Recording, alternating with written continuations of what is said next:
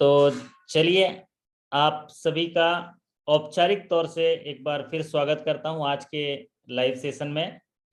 और वाह सुनील विके जी बहुत शानदार लग रहे हो हैं, शानदार, जय भोले।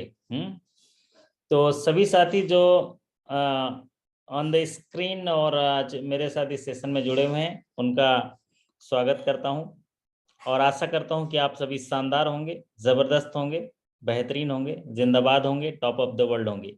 क्यों ना हो, धरती की वो अद्भुत हम लोग एक रूप हैं तो हमें भी शानदार होना चाहिए। चलिए विनायक जी नमस्कार।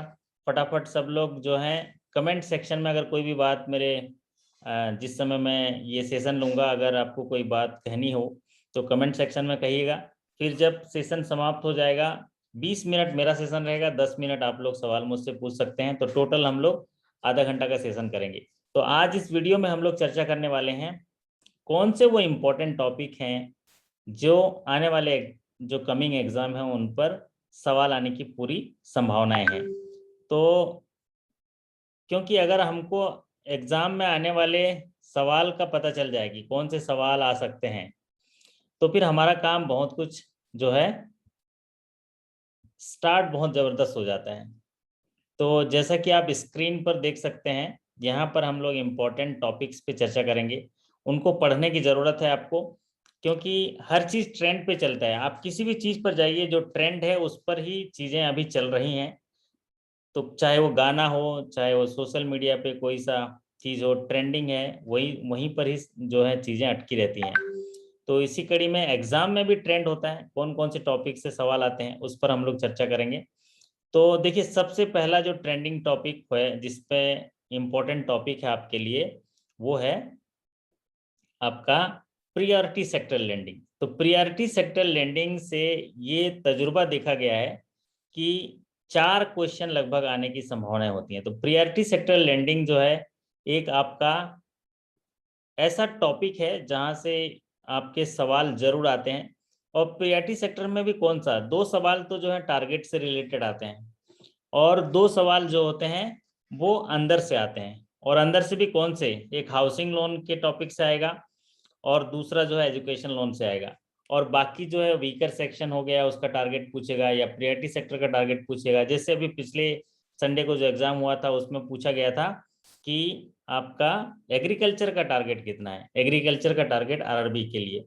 तो प्रियोरिटी सेक्टर लैंडिंग में क्या क्या चीजें देखनी है, सबसे पहले तो प्रियोरिटी सेक्टर लैंडिंग में आप टारगेट्स याद कर लीजिए और उनके अंदर जो आइटम्स हैं प्रियोरिटी सेक्टर में, जैसे एग्रीकल्चर का है और आपके एमएसएमई के है, इसका डेफिनेशन, एग्रीकल्चर के डेफिनेशन, फिर उसके बाद हाउसिंग लोन और एजुकेशन लोन। ये 4 चीजें इंपॉर्टेंट होती हैं, targets, housing loan, education loan, agriculture और जो है आपका उनके जो रिन्यूएबल एनर्जी से जुड़ा हुआ सवाल भी पूछा जाता है। उसमें 1-2 सवाल पूछे जाते हैं जैसे कि मैक्सिमम फाइनेंस कितना हो सकता है, वो भी टारगेट से जुड़ा हुआ है। तो प्रियोरिटी सेक्टर लैंडिंग आप लोग नोट कर लीजिए, पूरा पढ़ लीजिएगा, वीडियो अवेलेबल है आपके लॉगिन सेक्शन में। और प्रियोरिटी सेक्टर आना भी चाहिए, समझ में भी आना चाहिए, क्योंकि आप ऑफिसर बन जाएंगे, मैनेजर बन जाएंगे, सीनियर मैनेजर बन जाएंगे तो आपको प्रियोरिटी सेक्टर लैंडिंग करनी है। और बहुत ही मजा आता है जब प्रियोरिटी सेक्टर को आप अच्छे से लैंडिंग करते हैं। तो दूसरा है केवाईसी, नो योर कस्टमर। तो नो योर कस्टमर एक ऐसा टॉपिक है जो किसी ग्राहक को सबसे पहले जो हम जोड़ने के लिए बैंक में उसको नो योर कस्टमर का पॉलिसी का गाइडलाइन का पालन करना होता है। तो जो पहला पॉलिसी है बैंकर कस्टमर को, बैंकर का जो और कस्टमर का संबंध स्थापित करने के लिए वो होता है केवाईसी। तो केवाईसी तो इतना महत्वपूर्ण है, इससे कोई भी एग्जाम में सवाल इससे जरूर आते हैं केवाईसी से, चाहे वो केवाईसी के कंपोनेंट के बारे में हो, केवाईसी के ऑब्जेक्टिव के बारे में हो, केवाईसी के ऑफिशियली वैलिड डॉक्यूमेंट्स के बारे में हो, या आपके मॉनिटरिंग ऑफ ट्रांजैक्शन को, रिस्क मैनेजमेंट के बारे में हो, या प्रिजर्वेशन ऑफ रिकॉर्ड के बारे में हो। तो केवाईसी को जो है काफी प्राथमिकता दी जाती है। दूसरा है टाइप्स ऑफ अकाउंट। अभी देखिएगा हाल में 2 तरह के अकाउंट के बारे में सवाल पूछ रहा है। एक तो joint account, either survivor, farmer survivor. पता नहीं ये सवाल जो है पूरे साल भर रिपीट किया आइदर सर्वाइवर में, अगर किसी की डेथ हो जाती है तो पैसा किसको मिलेगा। फॉर्मर सर्वाइवर के लिए एक सवाल जो है कि अगर एक व्यक्ति आता है और आग्रह करता है कि मुझे ऐसा खाता खोलना है अपने रिश्तेदार के साथ कि जब तक मैं जिंदा रहूंगा मैं ही ऑपरेट करूंगा, मेरे मरने के बाद जो है उसको मेरा रिश्तेदार ऑपरेट कर सकता है या उसको पैसा दे दीजिएगा। तो ये जो है कौन सा खाता है, ये फॉर्मर सर्वाइवर का खाता है। अब टाइप ऑफ अकाउंट में जो और भी मुझे इंपॉर्टेंट लगता है वो लगता है माइनर अकाउंट। तो माइनर अकाउंट एक हो गया और जॉइंट अकाउंट। वैसे तो टाइप ऑफ अकाउंट में ट्रस्ट अकाउंट भी है, कंपनी अकाउंट भी है, फिर आपका प्राइवेट लिमिटेड हो गया, ये अकाउंट है, एचयूएफ के अकाउंट है। लेकिन यहाँ पर अगर देखा जाए तो इम्पोर्टेंट है जॉइंट अकाउंट और माइनर अकाउंट। अब आता है government sponsor scheme. Government sponsor scheme में जो ट्रेंड चल रहा है उसमें देखिए प्रधानमंत्री स्वनिधि योजना।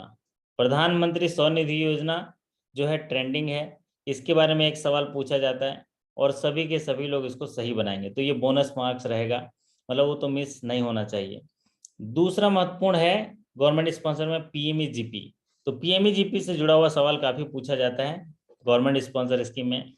तीसरा सवाल है मुद्रा योजना। तो मुद्रा योजना जो गवर्नमेंट इस स्पॉन्सर लोन स्कीम है, मुद्रा योजना के बारे में। फिर है stand up India. Stand up India के बारे में सवाल पूछा जाता है, ठीक है।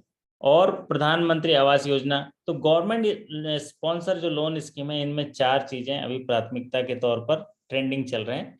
एक है प्रधानमंत्री स्वनिधि योजना और पीएमईजीपी, सीजीटीएमएससी से जुड़ा हुआ भी सवाल पूछा जाता है। फिर उसके बाद जो है आपका एक अभी नया आ रहा है प्रधानमंत्री कुसुम योजना। प्रधानमंत्री कुसुम योजना, ये ट्रेंडिंग टॉपिक्स जो हैं, जो स्कीम्स हैं, इन ये हैं। अब बात करते हैं सोशल सिक्योरिटी स्कीम्स की। तो आपके एग्जाम में सोशल सिक्योरिटी स्कीम जितने हैं उनको उनसे जुड़ा हुआ सवाल जरूर आता है। तो सोशल सिक्योरिटी स्कीम्स में क्या होता है, प्रधानमंत्री जीवन ज्योति बीमा योजना, प्रधानमंत्री जीवन सुरक्षा बीमा योजना, अटल पेंशन योजना, ये सोशल सिक्योरिटी स्कीम्स हैं। तो सोशल सिक्योरिटी स्कीम्स तो आने ही चाहिए क्योंकि हर जन जन तक, भारत के हर नागरिक तक ये योजनाएं पहुंचानी है और एक बड़ी जिम्मेदारी आपके कंधे पर है। तो इसके बारे में क्यों न जानकारी हो, जानकारी होनी ही चाहिए, इसीलिए वो एग्जाम में ये सवाल पूछते हैं, ठीक है। अब इसमें वो प्रीमियम के बारे में भी पूछ लेगा या उसमें वो एज क्राइटेरिया के बारे में पूछ लेगा। तो छोटी छोटी स्कीम्स है, इसको इसमें कंफ्यूजन की वजह से ही गलती होगा, अदरवाइज गलती का कोई गुंजाइश नहीं है।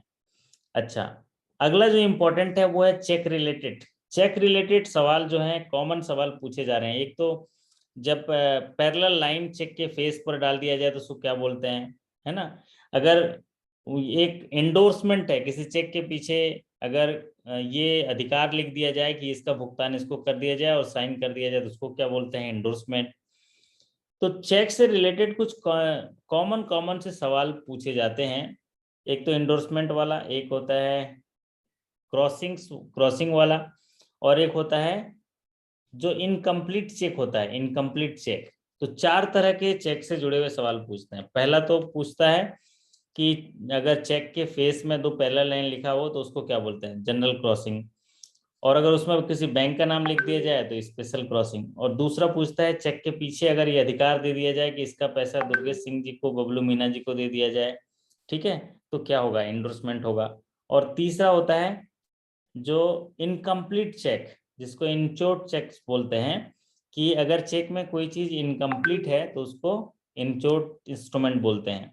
और अगला जो महत्वपूर्ण चीज पूछा जाता है चेक में से वो है चेक का जो मटेरियल अल्ट्रेशन। मटेरियल अल्ट्रेशन किसे कहते हैं, ये जो है इंपॉर्टेंट पूछा जाता है, मटेरियल अल्ट्रेशन क्या है। तो मटेरियल अल्ट्रेशन क्या होता है, अगर कहीं नाम लिखा हुआ है और नाम को बदला जा रहा है तो मटेरियल अल्ट्रेशन है। अगर ऑर्डर्ड चेक है और उसको बियरर चेक किया जा रहा है तो मटेरियल अल्ट्रेशन है। मटेरियल अल्ट्रेशन का मतलब समझिए, अगर कोई चीज लिख दी गई है और उसको मिटा के दूसरा चीज लिखा जा रहा है तो उसको बोलते हैं मटेरियल अल्ट्रेशन। और अगर खाली है, अगर आप उसने अलग स्याही में, अलग कलर में अगर आप कुछ भर दे रहे हैं तो मटेरियल अल्ट्रेशन नहीं है। तो चेक से रिलेटेड चार चीजें इंपॉर्टेंट पूछी जा रही है। अब आता है नॉन परफॉर्मिंग एसेट। है तो बहुत ही अच्छा टॉपिक है, इंपॉर्टेंट टॉपिक है नॉन परफॉर्मिंग एसेट्स, लेकिन नॉन परफॉर्मिंग एसेट से जुड़ा हुआ केवल केवल 1 या 2 सवाल पूछता है। वो कौन सा कि 100% प्रोविजन कब होता है। 100% प्रोविजन कब होता है ये पूछता है। अगर सिक्योर्ड है या अनसिक्योर्ड है दोनों कंडीशन में, तो 100% प्रोविजन कब होगा, जब डाउटफुल टू कैटेगरी में 3 साल से ज्यादा होगा तो 100% प्रोविजन होता है। और जो दूसरा सवाल नॉन परफॉर्मिंग एसेट से पूछा जाता है वो है सरफेसी से जुड़ा हुआ। या तो वो सरफेसी का 13(2) जिसको बोलते हैं डिमांड नोटिस बोलते हैं, या जिस एक सेल नोटिस, ये दोनों में से सवाल पूछे जाते हैं। तो नॉन परफॉर्मिंग एसेट तो एक बड़ा कोर्स है, अगर हायर स्केल में जाएंगे तो आपको इसके बारे में जानकारी बहुत अच्छे से रखनी चाहिए। वो भी मैं मदद करूंगा आगे भी, जब आपको कभी इसके बारे में सेशन, स्पेशल सेशन भी चाहिए तो मैं उसके लिए कर दूंगा। लेकिन एग्जाम के दृष्टिकोण से केवल केवल यही सवाल पूछे जाते हैं कि 100% प्रोविजन कब होता है, वो भी डाउटफुल 3, अगर मोर देन 3 ईयर्स होगा तो 100% प्रोविजन होगा सिक्योर्ड पोर्शन में। अब आता है कस्टमर सर्विस रिलेटेड। तो कस्टमर सर्विस रिलेटेड सवाल तो पूछे जा रहे हैं, बहुत ही 3 से 4 सवाल पूछे जाते हैं कस्टमर सर्विस। इसमें क्या होता है, कस्टमर सर्विस में बैंकर कस्टमर का रिलेशन क्या है ना, पूछा जा रहा है ना। अगर गारनेसी ऑर्डर आया तो क्या रिलेशन होगा, अगर डिपॉजिट है तो क्या रिलेशन होगा, फिर आपके कस्टमर ग्रीवेंसेस, आपकी शिकायत प्राप्त होती है तो आप कितने दिनों में सॉल्व करेंगे, है ना। बीसीएसबीआई का फुल फॉर्म पूछ देता है, बैंकिंग ओम्बुड्समैन शिकायत के बारे में पूछ देता है, फिर कंज्यूमर प्रोटेक्शन एक्ट के बारे में पूछ देता है, आरटीआई के बारे में पूछ देता है। तो ये तमाम जो योजनाएं हैं ये customer service related, death claim के बारे में पूछ लेता है। तो ये कस्टमर सर्विस रिलेटेड में आते हैं। अब आता है एवरीवेशन, ये है भाई इंपॉर्टेंट, अभी नया ट्रेंडिंग जो बोलते हैं एवरीवेशन। तो एवरीवेशन जो है, इससे जो है हर एग्जाम में सवाल आ रहे हैं। आप देखिए पिछले संडे में एक 20 सवाल किए होंगे, उनमें से 4 एवरीवेशन है। फुल फॉर्म पूछा जा रहा है, सीजीटीएमएससी का फुल फॉर्म, एमएसएमई का फुल फॉर्म, सीआरएआर का फुल फॉर्म, है ना, ये फुल फॉर्म, सरफेसी का फुल फॉर्म। तो ये फुल फॉर्म वाला जो पोर्शन है आपको देखना ही होगा। लगभग 400 से 450 जो है हम एब्रीवेशन जो है आपके पीडीएफ सेक्शन में अपलोड है। 1-2 दिन में हम लोग 50-50 जो है यहाँ पर वीडियो के माध्यम से भी ले आऊँगा और उसको पूरा कर लेंगे। तो ये ट्रेंडिंग टॉपिक है। अगला जो ट्रेंडिंग टॉपिक है वो देखिए बैलेंस शीट। तो बैलेंस शीट से जुड़ा हुआ जो ट्रेंडिंग टॉपिक है, वैसे तो बैलेंस शीट से ज्यादा सवाल नहीं पूछता है, केवल 2 सवाल अभी पूछे जा रहे हैं। एक तो ड्राइंग पावर, कि ड्राइंग पावर कैसे निकालेंगे, है ना। एक सैंक्शन लिमिट दे देता है और एक स्टॉक दे देता है और 25% का मार्जिन है, और बताइए इसका ड्राइंग पावर कितना होगा।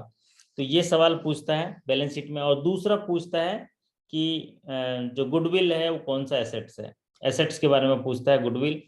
और एक आध सवाल पूछता है नेगेटिव नेटवर्किंग कैपिटल कौन सी है ना, जब करंट लाइबिलिटी ज्यादा हो जाता है करंट एसेट से तो उसको।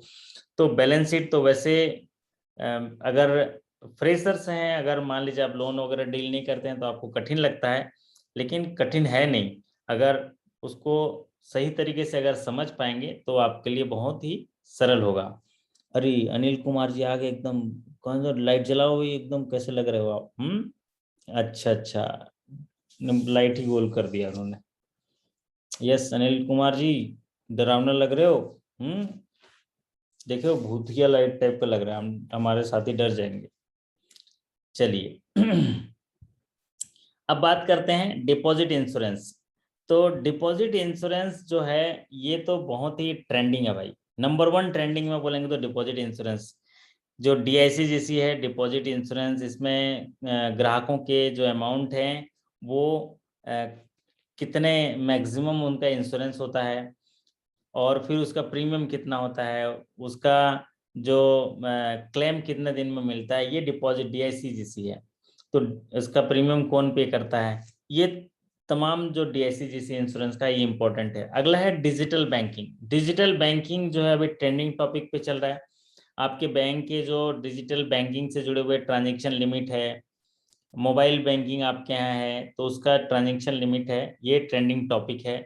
और ये ट्रेंडिंग टॉपिक आरबीआई के लिए ही, आरआरबी के लिए भी फॉलो होता है, क्योंकि अभी इसी से जुड़े हुए सवाल आते हैं हमारे भावना मैडम का सवाल आया, ये ट्रेंडिंग टॉपिक है और इनके सवाल जो है आरआरबी में भी आ रहे हैं। आरआरबी के लिए ये सवाल बिल्कुल आएंगे। डिजिटल ट्रांजैक्शन बैंकिंग में आपका मैक्सिमम मोबाइल बैंकिंग में कितना ट्रांजैक्शन लिमिट है, ये आपको याद रखना है। तो डिजिटल बैंकिंग में जैसे सवाल पूछे जा रहे हैं, उसमें क्या क्या सवाल पूछे जाएंगे, आपका जितने भी ट्रांजैक्शन लिमिट्स हैं, मैक्सिमम लिमिट्स हैं, जो अपना अल्टरनेट डिलीवरी चैनल है, उससे जुड़े हुए सवाल पूछे जाते हैं। अब आता है disease account operation. Disease account में एक ही सवाल मैक्सिमम पूछा जाता है। वो सवाल पूछा जाता है कि अगर सारे डॉक्यूमेंट्स दिए गए हैं तो वो कितने दिन में डेथ क्लेम जो है सेटल हो जाएगा। विद इन 15 डेज सेटल हो जाएगा, आंसर खत्म। दूसरा, डिसीज में अभी 2-3 सवाल रिपीट हो रहे हैं।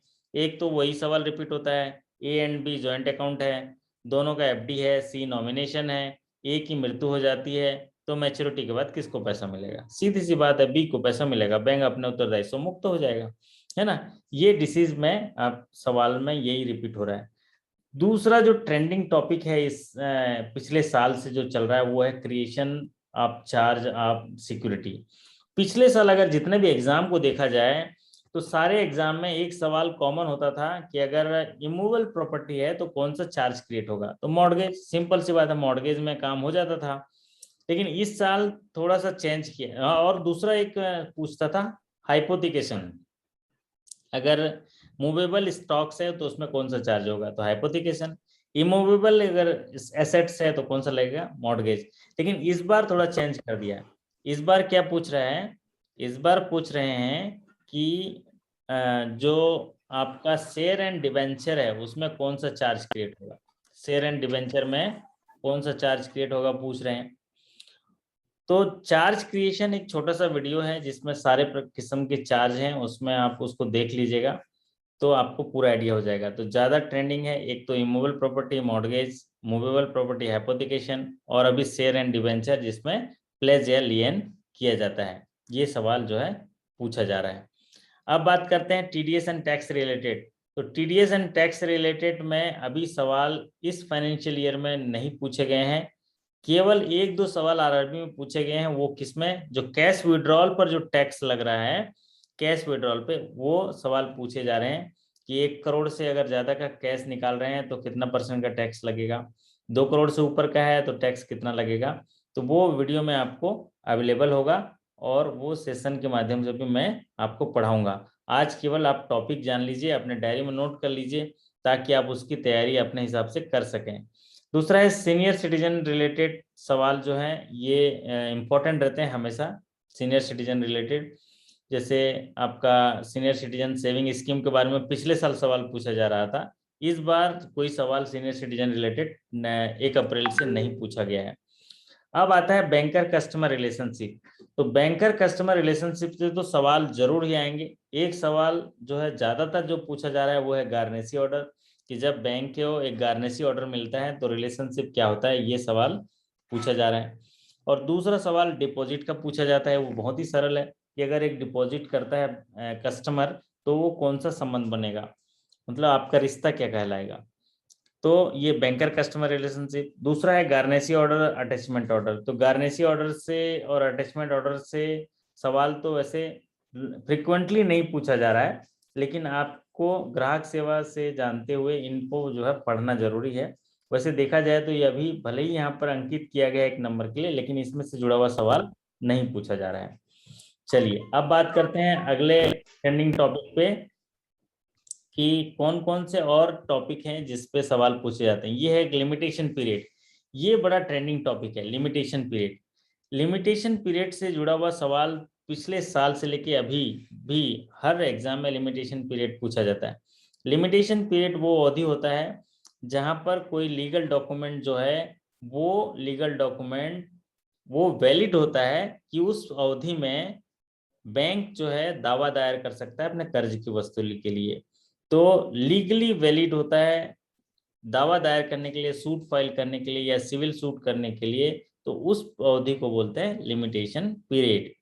तो इसमें ज्यादातर जो एक सवाल हमेशा पूछा जा रहा है वो है कि लिमिटेशन पीरियड क्या है डिमांड प्रोमिसरी नोट का।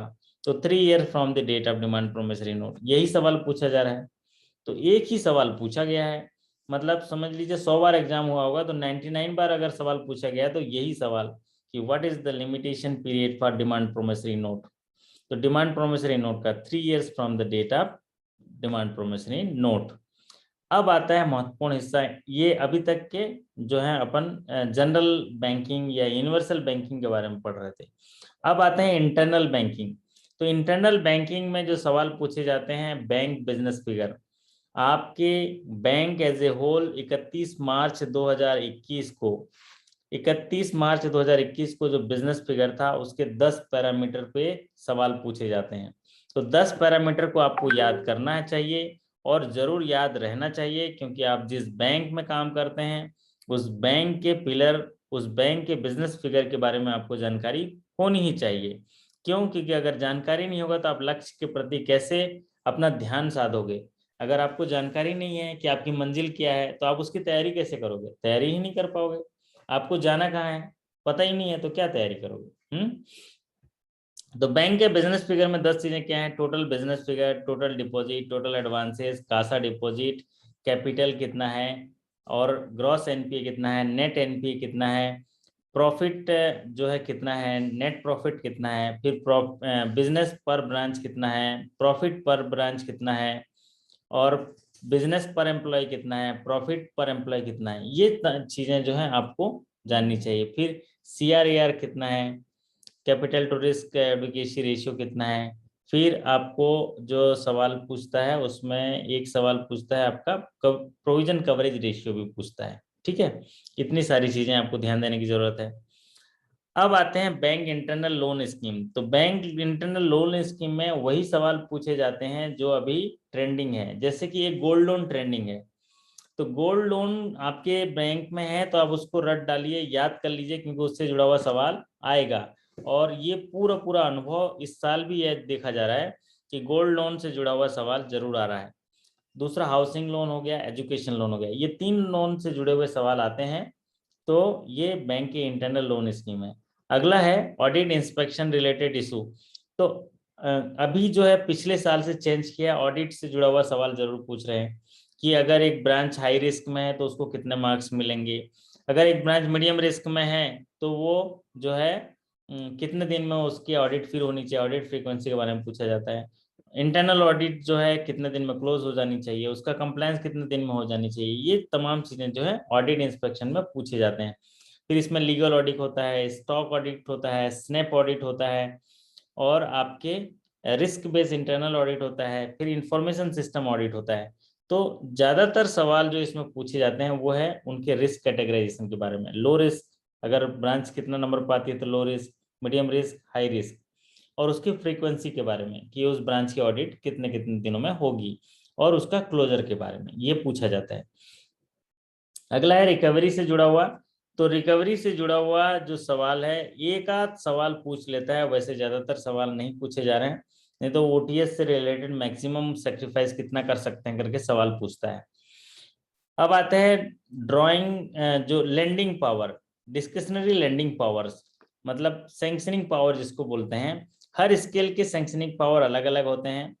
तो इसमें ज्यादातर जो है सवाल अभी नहीं पूछे जा रहे हैं लैंडिंग पावर्स का, क्योंकि इसमें बहुत ही मतलब वैरायटी है, बहुत ही वेरिएबल्स है। स्केल 1 को अलग अलग स्कीम में अलग अलग ड्राइंग लैंडिंग पावर है, स्केल 2 को अलग अलग स्कीम में अलग अलग लैंडिंग पावर है। तो यहाँ पर ज्यादातर आरएम साहब का लैंडिंग पावर पूछा जाता है, या आपको गोल्ड लोन किसी स्कीम स्पेशल, जैसे गोल्ड लोन में मैक्सिमम जो लोन है गोल्ड लोन 20 लाख, इसका पावर किसको है ये पूछा जाता है। तो इसमें जो है ज्यादा इसमें इंपॉर्टेंट ड्राइंग पावर या लैंडिंग पावर जो है नहीं है, डिस्क्रिशनरी लैंडिंग पावर से ज्यादा इंपॉर्टेंट नहीं है। अब आते हैं notes and currency. Notes and currency से जुड़े हुए तो जरूर सवाल आएंगे, एक या दो। जैसे एक सवाल आता है कि अगर कितना नोट जाली निकल गया तो एफआईआर करोगे, है ना, 4 से अधिक मतलब 5 नोट निकला तो एफआईआर करेंगे। तो नोट करेंसी से रिलेटेड एक दो सवाल पूछे जाते हैं, जैसे सॉइल नोट के बारे में पूछ लेता है, म्यूटिलेटेड नोट के बारे में पूछ लेता है, मिसमैच नोट के बारे में पूछ लेता है, या काउंटरफिट नोट के बारे में पूछता है। तो ये या पूछता है कि कितने सॉइल नोट चेंज कर सकते हैं, है ना, ये सवाल पूछे जाते हैं। तो नोट्स एंड करेंसी रिलेटेड। अब आता है इंटरेस्ट सबवेंशन, ये इंपॉर्टेंट नहीं है, इंटरेस्ट सबवेंशन से जुड़ा हुआ सवाल अभी नहीं आ रहा है। अब आते हैं agri infra bond. Agri infra bond के बारे में हायर स्केल में सवाल पूछेगा, क्लरिकल में नहीं पूछता है। सीजीटीएमएससी गारंटी या जो गवर्नमेंट के जो गारंटी आया था, credit guarantee emergency credit line, तो ये जो है क्रेडिट गारंटी स्कीम्स है, ये भी हायर स्केल में पूछा जाता है। वन टाइम रिस्ट्रक्चरिंग, ये भी हायर स्केल में, 0 to 1 में ये इंपॉर्टेंट नहीं है। प्रधानमंत्री सुरक्षा जो प्रधानमंत्री स्वनिधि योजना, मुद्रा, एनयूएलएम, एनआरएलएम गारंटी स्कीम्स, ये क्लरिकल के लिए इंपॉर्टेंट है, लेकिन हायर स्केल के लिए भी इंपॉर्टेंट है। इकोनॉमिक रिलीफ पैकेज, ये 0 to 1 के लिए इंपॉर्टेंट नहीं है, ये हायर स्केल के लिए है। स्केल 1 स्केल 2 में जा रहे हैं, स्केल 2 to स्केल 3 में जा रहे हैं उनके लिए। और प्रियरिटी सेक्टर लैंडिंग सर्टिफिकेट, ये भी क्लरिकल के लिए इंपॉर्टेंट नहीं है। बैंकिंग अवेयरनेस, ये भी क्लरिकल टू ऑफिसर्स के लिए इंपॉर्टेंट नहीं है। और इंफॉर्मेशन टेक्नोलॉजी से जुड़े हुए सवाल आपसे पूछे जा सकते हैं। तो ये जो आखिरी वाला सीट है, ये हो सकता है आपके लिए उतना इंपॉर्टेंट नहीं हो, लेकिन इसके पहले जितने हम 26 पॉइंट देखे हैं, उनमें से सवाल आपको आएंगे, ये ट्रेंडिंग टॉपिक हैं।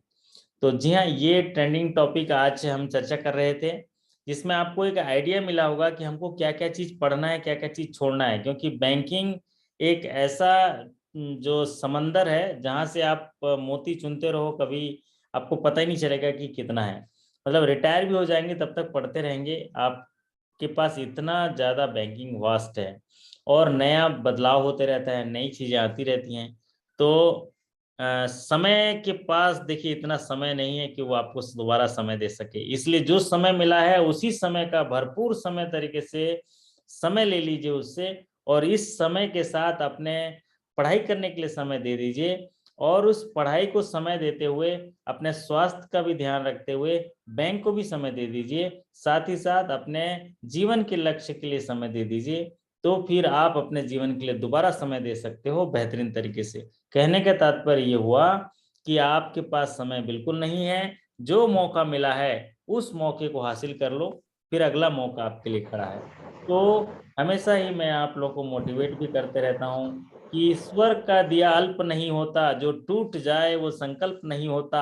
हार को अपने लक्ष्य से दूरी रखना मेरे दोस्त, क्योंकि जीत का कोई विकल्प नहीं होता, जीत का कोई विकल्प नहीं होता। जी हाँ, आप कितना भी मेहनत करो, कितना भी कुछ करो, अगर परिणाम है तो उसी को ही लोग प्रणाम करते हैं। तो मैं आप सभी के मेहनत को प्रणाम करता हूँ, आप सभी के मेहनत को साधुवाद देता हूँ कि आप उस समय को, जो समय अभी मिला है, जो समय अभी हम अपने साथ गुजारे हैं, उसमें जो चीज़ें की हैं उसको पढ़ते रहिए। कुछ चाहिए मुझे बताइए, मैं आपके लिए मेहनत करने के लिए तैयार हूँ। अभी मेरा 20 मिनट का समय हो गया। अब मैं आप लोगों से भी निवेदन करूंगा कि अगर आपको व्यक्तिगत तौर से कहीं बाधा आ रही है या कहीं दुविधा में है, क्योंकि बहुत सारे साथी फ़ोन नहीं कर पाते हैं या फ़ोन करते हैं तो मैं हो सकता है उठा नहीं पाता हूँ, क्योंकि मैं भी आप ही के साथी हूँ। जितने समय तक आप बिजी रहते हैं, 10 बजे से लेके शायद 5-6 बजे तक, तो मेरा तो और है, मैं 10 बजे से लेके तकरीबन 9 PM तक बिजी रहता हूँ, या लगभग घर आते आते 8:45 हो जाता है मुझे। तो कोई बात नहीं, ईश्वर ने इतनी हमें शक्ति दी है कि वो हर एक परिस्थिति में भी आपको डाल देना। अगर आपने जीवन के प्रति लक्ष्य बनाया है तो उसके लिए आपको समय निकालना होगा। बताए ना, समय के लिए इतना सारा चीजें मैंने बोला है। तो चलिए, ओवर टू यू। मैं आप सभी के सफलता और सकुशलता की कामना करते हुए आपसे आग्रह करता हूं कि आप मुझसे बात कर सकते हैं।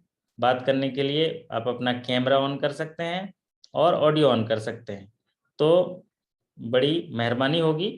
और अगर आपके मन में कोई दुविधा है तो आप पूछ सकते हैं, तो मैं आपको सलाह दे पाऊंगा, आपको मार्ग दिखा पाऊंगा।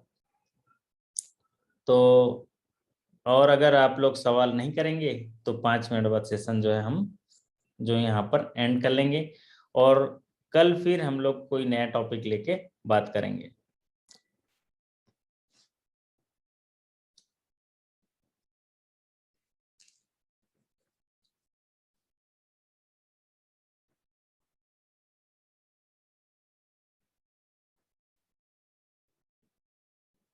कुछ शॉर्ट नोट प्रोवाइड कराइए ना, शॉर्ट नोट प्रोवाइड कराने नीलाद्री जी, जरूर जरूर प्रोवाइड कराएंगे। और वैसे तो मेरे सारे नोट शॉर्ट नोट्स ही हैं सर। इम्पोर्टेंट सेक्शन में banking regulation act, RBI act, partnership act, ये सब कोई इम्पोर्टेंट नहीं है। एनआई एक्ट भी इम्पोर्टेंट नहीं है अभी। एनआई एक्ट से कोई सवाल नहीं पूछा जाता। एक एनआई एक्ट से एक सवाल पूछा जाता है 138, और एक जो होता है वो भी उसका मतलब 100 बार एग्जाम हुआ है, अभी मैं मानो तो 2 या 3 बार सवाल पूछा गया है। वो भी एनआई एक्ट में पूछा जाता है 138 सेक्शन के बारे में, जो चेक बाउंसिंग होता है।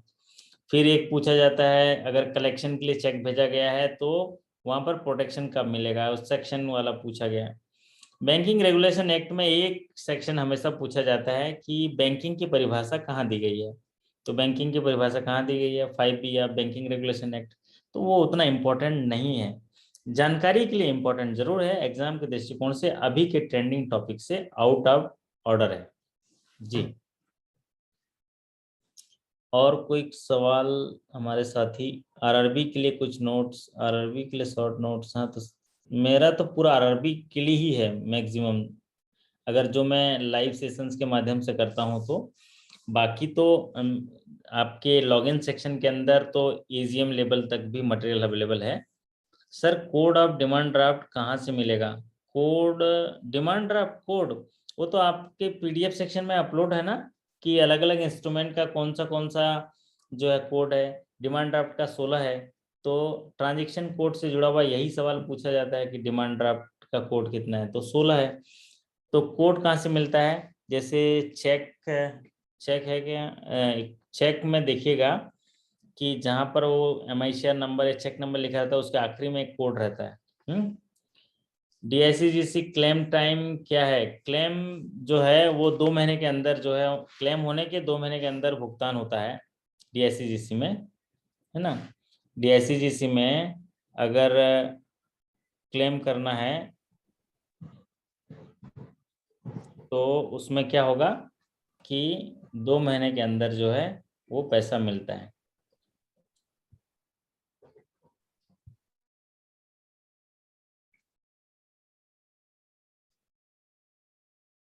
जी, और कोई सवाल? विद इन 2 मंथ्स, नीलाद्री जी, ठीक बात, बढ़िया बात। ये हायर स्केल में पूछता है, लेकिन 0 to 1 में नहीं पूछता है, ये स्केल 2 to 3 में पूछता है। ओके, तो अब हम समझें कि जरा आज का सेशन समाप्त करें। आप लोग कोई तो डायरेक्ट सेशन में नहीं आ रहे हैं, और मेरे ख्याल से इतनी अच्छे से पढ़ाई कर रहे हैं कि आपको सारी चीज़ें स्वतः मिल रही हैं, क्योंकि अगर सही तरीके से आपको रास्ता दिख रहा है तो उस पर चलते चलिए, आपको सफलता जरूर मिलेगी। क्योंकि अगर मैं यूं ही चलता रहा तो एक दिन किनारा जरूर मिलेगा, अगर यूं ही अंधकार से लड़ता रहा तो एक दिन सवेरा जरूर मिलेगा, और जब ठान ही लिया वहां तक जाना तो वहां तक के जाने का रास्ता भी जरूर मिलेगा।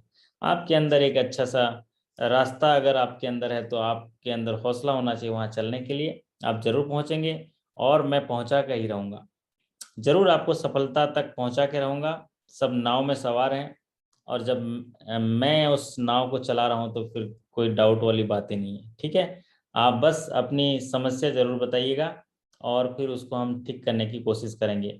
क्योंकि लोग जो है झिझकते हैं अपनी कमियों को बताने के लिए, लेकिन नहीं, जब आप जिसको अच्छा मानते हैं उसको आप अपनी कमियां बताइए, क्योंकि वो आपका उपहास नहीं उड़ाएगा, उसको ठीक करने के लिए आपकी मदद करेगा। ठीक है साहब, जिसको आप अच्छा मानते हो, जिसको आप मार्गदर्शक मानते हो, उसको अपनी कमियां बताइए, अपनी परेशानियां बताइए, तो वो क्या करेगा, वो आपकी कमियों को जो है ठीक कर देगा, उसका रास्ता बता देगा। चलिए, आप सभी के लिए एक बार पुनः शुभकामनाएं करते हैं, ईश्वर का धन्यवाद करते हैं, अपने आप को सौभाग्यशाली समझते हैं, अपने आप को धनवान समझते हैं, अपने आप को भाग्यवान समझते हैं, अपने आप को स्वस्थ समझते हैं, और एक बेहतरीन तरीके से आपसे विदा लेते हैं। फिर मुलाकात होगी अगले वीडियो में, तब तक के लिए आपका धन्यवाद, नमस्कार, थैंक यू सो मच।